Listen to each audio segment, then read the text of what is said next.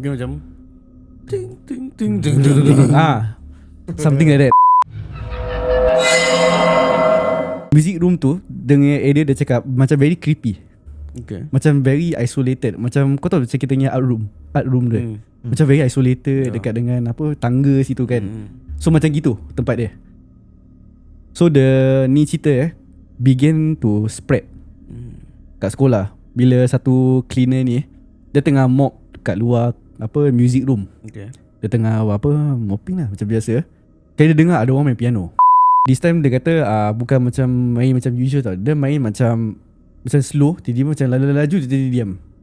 Macam slow, tiba-tiba laju, tiba-tiba dah padam. Mungkin macam ting ting ting ting ting. Something like that. Music room ni macam ada something off with the music room. Something unusual lah. Unusual. So principal dia macam apa ni? Kau ni tak kau budak-budak pula ni kan. So principal ni pergilah. Dia kata selalu this happen pukul 5 petang gitu. So principal ni nak pergi check.